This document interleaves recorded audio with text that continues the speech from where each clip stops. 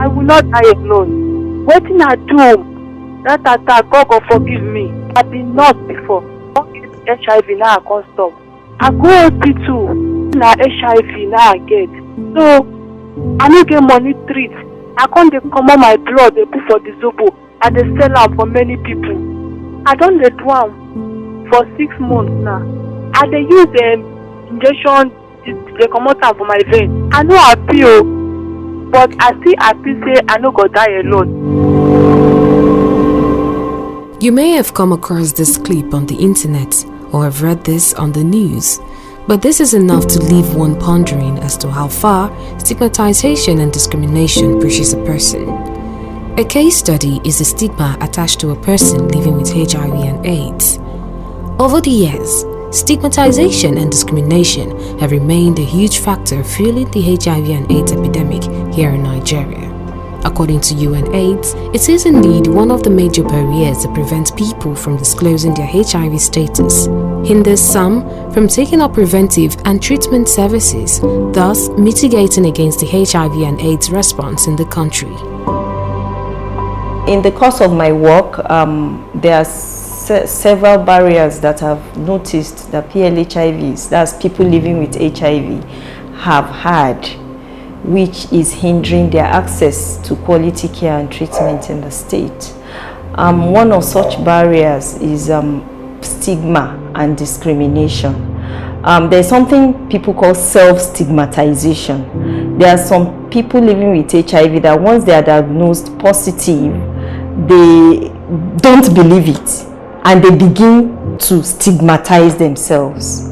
And that also means that they do not seek adequate help to be able to access the necessary care and treatment, which is supposed to help prolong life and enable them live long quality lives. And that self-stigmatization, there is also stigma that is brought upon them by the society. There is also stigma. People stigmatize against them, probably even the healthcare workers. And I've also heard about some employers that are also stigmatizing people living with HIV in the state. Because of this knowledge or this common perception in the community, it makes people not want to access services because of fear of maybe loss of their jobs or ostracization by their communities. And I believe that when this keeps happening, even people who have previously been on treatment, there's that discouraging clause that comes over to continue access to treatment. So you hear or you may find out where situations where some people who had already been receiving treatment suddenly stop. Something might have happened. If you probe further, they'll usually tell you, okay, I'm afraid I may lose my job, and something related. Generally, people believe that having HIV is a result of people's carelessness or wayward living, and because of that, it's now trigger discrimination, because discrimination is the response to this belief, this perception you have towards this group of persons. So now, if we continue to have a wrong belief and attitude towards people living with HIV, it will trigger a reaction which might not be favorable. What comes in different forms affects the emotional well-being and mental health of people living with HIV. Most persons living with HIV often internalize the stigma they experience and begin to develop a negative self-image. Some may fear that they will be discriminated against or judged negatively if their HIV status is revealed. When I was tested positive, I was told to bring an elbow and gloves for my delivery. On getting there, the nurses did not give me more attention. I had to deliver my baby on top of a bed, on top of the hospital bed, and not in the labor room, because I was not given attention. Even when the labor was fully set, nobody took notice because of my status. So I had to deliver my baby on top of the bed. Nowadays, even in churches, It has even gone to a church level, whereby if you are a minister in the church will say they want to know your status, your HIV status, before you can be given opportunity to preside in the church. We'll do compulsory tests to be able to detect your status. If your status is not known, you will not serve in the church. Some churches are doing that. In jobs opportunity, you will see somebody going for interview, maybe have been able to pass all the necessary assessments, and they will say medical examination. And once that comes up, somebody who has been able to, who has been sure of getting the job, maybe has gone through other process and has met it. When the medical report comes up and the person is HIV positive, they will not directly tell you it's because of your status. They will look for one reason or the other. They might say, wait, we will send for you, and that ends it. But as part of efforts to create a more supportive environment, allowing people living with HIV to carry on their lives as normally as possible, in 2014, the Anti-Discrimination Bill was passed into law. The HIV and AIDS Anti-Discrimination Act of 2014 makes it illegal to discriminate against people based on their HIV status. With high hopes, it prohibits any employer, individual, or organization from requiring a person to take an HIV test as a precondition for employment or access to services. The idea behind the bill is based on how to end stigma and discrimination around HIV/AIDS. And this is because a lot of people are so afraid. They don't fully understand what HIV/AIDS is about. And so there's a lot of fear about it, like people fear snakes unnecessarily. Even though they're not as harmful, they're not as harmful as people suppose that they are. And so it's been understood that the pandemic itself, its seriousness, its prevalence, is fired by this stigma and discrimination. Because of stigma and discrimination, people are unwilling to come forward and test and receive antiretroviral therapy and other care. So, first of all, what the bill seeks to achieve is to stop stigma and discrimination in the family, in the workplace, in public spaces, in terms of having access even to public utilities, facilities, including hospitals, schools, workplaces, and any other place where people gather. So what it seeks to do is to stop people from discrimination, because stigmatization is the basis of discrimination. They put a stamp on you so that they can say that you are different from other people. That stamping is stigma. The discrimination is the injustice, the inequality, the shutting out that happens. So what this bill seeks to do is to stop all of that from happening in everywhere two or more people gather. That is a primary reason. Because if there is something that will protect those who are living with HIV, other people will come out and get tested. The good news is that the drugs that are there, even though HIV does not have a cure, the drugs that are there now are very potent, that you will live your normal life if you're on that drug. And once you start taking that drug, the viral load drops, so that the risk of you passing on this virus to others is drastically reduced. There are so many things, even with the PrEP, that we do, to help those who are at high risk, reduce the risk of passing on or contracting this HIV. It's very effective. Now, if, like I said before, the people themselves feel that they are not protected, you know what it means? Your source of income could be affected by just letting somebody know that you are HIV positive. Now, not only that, even in the health sector, in the health facilities, there are some people who are careless with people's file. You see somebody coming, look at this person. This man that is coming now is HIV positive. And before you know it, they make that place unfavorable for that person to come next time. But if they know that if they get involved in such things, they will be punished for it, people will be mindful of their activities. Because contracting HIV is not a criminal thing. It's not a criminal thing. There are a lot of things that can be done to protect it. And there are a lot of people who are even living with the virus. You understand? It does not stop you from getting to the heights that you intend to get to in life, in your career, and in your profession. Unfortunately, a law that was enacted to stop this discrimination is yet to be implemented and domesticated by some states, making it dormant as if it doesn't even exist.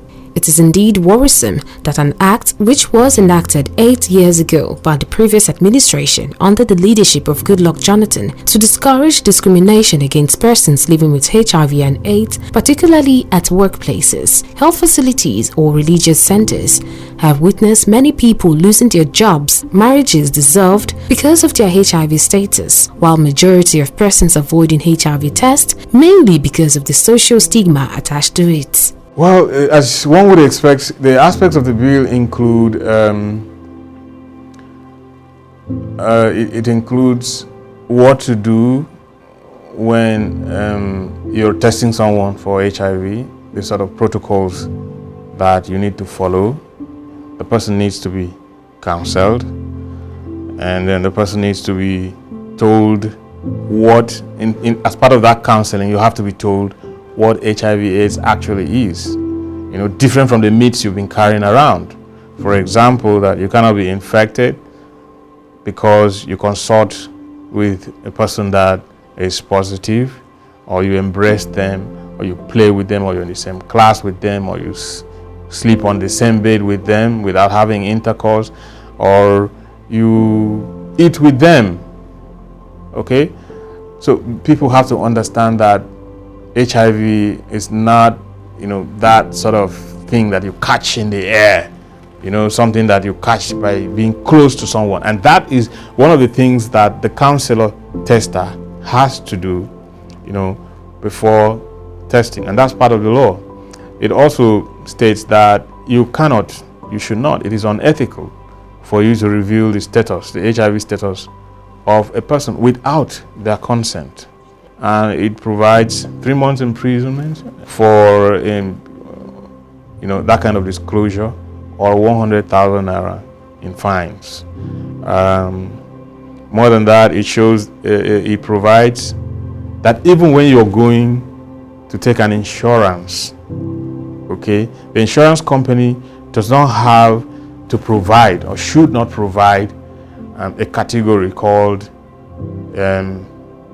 HIV. In other words, it shouldn't force you to disclose that you are positive as a means of determining how long you are going to live. Okay? In other words, the insurance company should provide a level playing field for everyone. However, if you want to go further, to earn, to be insured up to a certain high level, obviously, because it is health related, you have to demonstrate that maybe you have tuberculosis, you have hepatitis B, you have diabetes, and any other condition including HIV. Of course, the law is presuming that all of these are all health conditions, that can impinge or affect your longevity. It's also wrong for you to deliberately, after knowing your status as being HIV positive, to go ahead and infect other people, and that's also punishable with terms of imprisonment or fines. But is the situation any better here in Akwa Ibom State? According to UNAIDS and the National Agency for the Control of AIDS, there are about 1.9 million people living with HIV in Nigeria, and out of that figure, Akwa Ibom State ranks the highest with a prevalence rate of 5.5%. But yet, Akwa Ibom State is amongst the few states in the country that is yet to implement the Anti-Discrimination Law of 2014. We've come a long way in the state.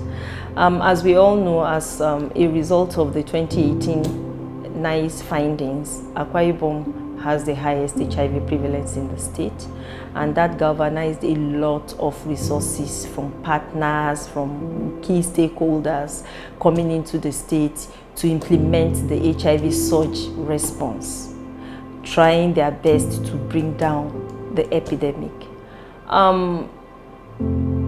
One of such that we really need is having the anti-stigma and discrimination law in the state. That's supposed to be a first step, and the second step will now be enforcing the law and implementing the content of the law.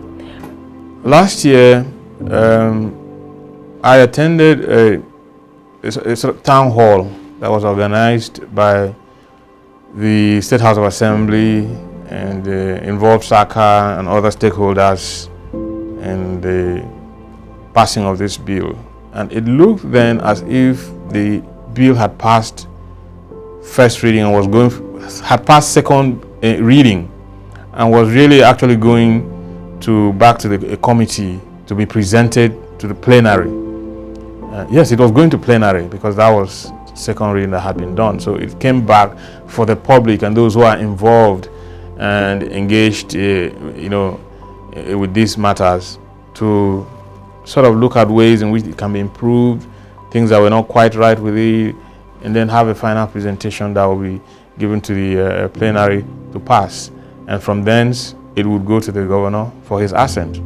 So I'm actually surprised, really surprised that more than 1 year after that, the bill has not been passed and the governor has not assented to it. I remember the anti-stigma law or bill went the first time, failed on the road. We were unable to put it up.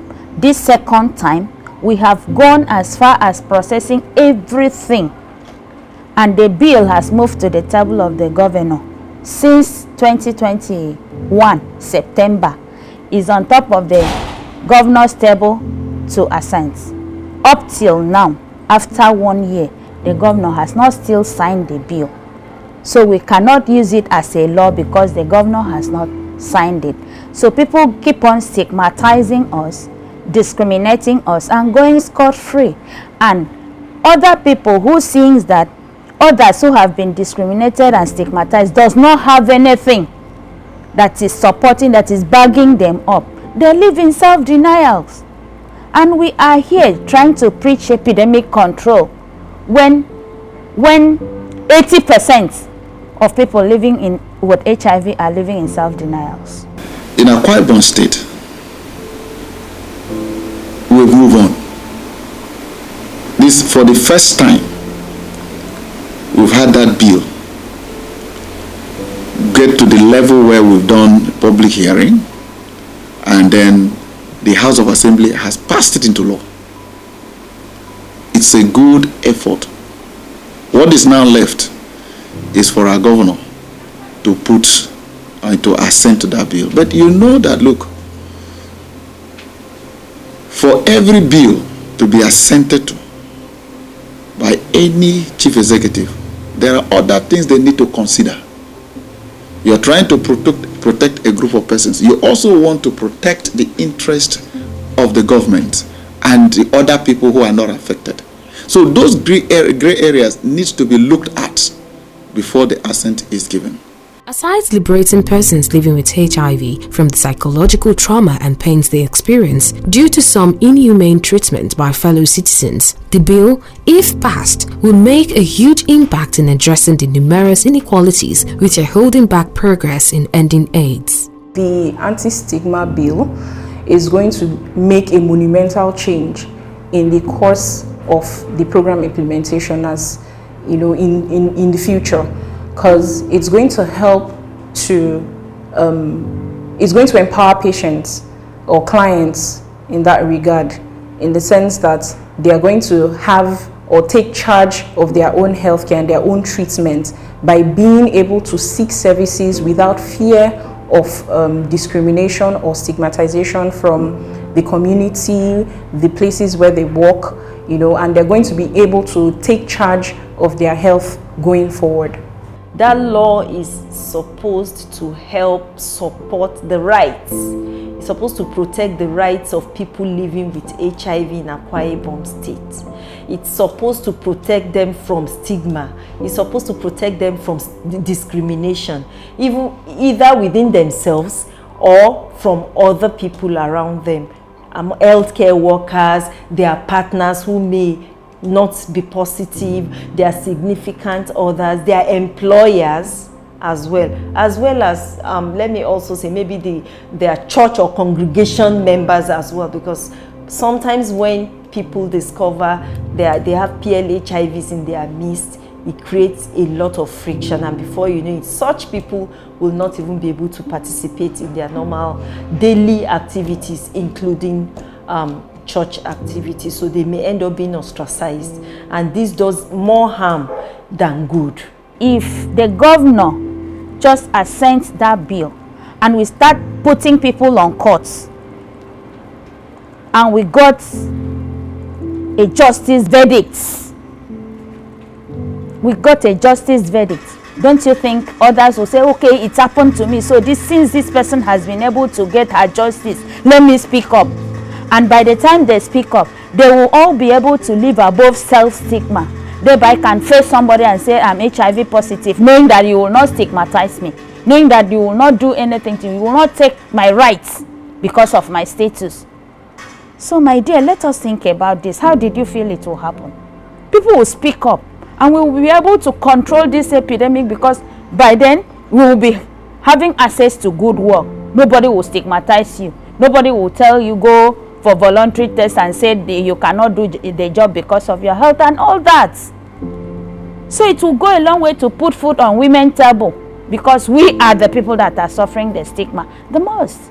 But as the world joined hands to commemorate this year's World AIDS Day with the theme Equalize, it is a strong call to action to tackle the inequalities that perpetuates the AIDS pandemic by increasing availability, quality and sustainability of services for HIV treatment, testing and prevention for all, irrespective of their status, while also reforming laws, policies and practices like the Anti-Discrimination Law of 2014 to tackle the stigma and exclusion faced by people living with HIV and AIDS, and also key and marginalized population, so that everyone is shown respect and is welcomed. To further ensure the sharing of technology to enable equal access to the best HIV science between communities, and for adapt and embrace the message of Equalize so as to highlight the inequalities they face and to press for the actions needed to address them. This, however, buttresses the clamor for His Excellency Governor Udom Emmanuel to sign into law the HIV and AIDS Anti-Stigmatization and Discrimination Bill awaiting his assent, as this has become necessary following the prevalence of new infections in the state and for a healthy future. Equalize is actually a call to action. During this year's International AIDS Conference that took place in Canada, UNAIDS presented a report, a global AIDS report, data from UNAIDS on the global HIV response, and it reveals that during the last 2 years of COVID-19 and other global crises, progress against the HIV pandemic has faltered. Of course, because the world is also looking, of course, we need to respond to COVID-19. There is war in Ukraine. There are other global economic crises everywhere. So resources have also shrunk. Many countries that used to pledge resources and provide resources for the AIDS response are also reprogramming their resources for other things as well. From the report, it also shows that millions of lives are at risk. And as at 2021, about 38.4 million people are living with HIV in the world, and about 1.5 million new infections existed as at that 2021, and we had about 650,000 deaths from AIDS. So some certain things have been identified, creating barriers to us achieving this. So the world, should I say UN8, that is saddled with the responsibility of also providing the theme for the yearly World AIDS Day, decided to give the theme as equalize, urging the world to equalize in the area of increasing availability, okay, of quality and of course suitable HIV services, making people have access to such. It centers on giving everybody equal opportunity. That I'm infected with HIV does not make me less important. Give everybody equal opportunity. HIV does not affect your mentality. It does not affect your intelligence. But the attitude of people towards you can make you come down with mental problem and reduce your ability. If people don't tell you I'm HIV positive, you understand, you won't know.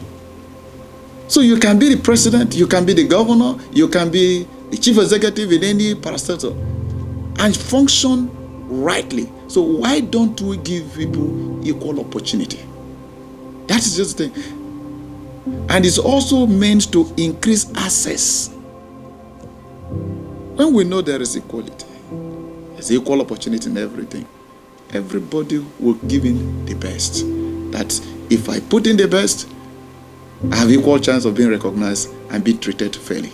I think the message we would want people to go away with is that, just as we've been saying, this epidemic can be controlled, it can be maintained, and we actually want to eliminate further transmission from people who are already infected, to people who are non-infected. We also want the quality of life of people who are already infected to be positively impacted, in the sense that they have a good quality of life and they're able to do every other thing that an uninfected person will be able to do without limitations.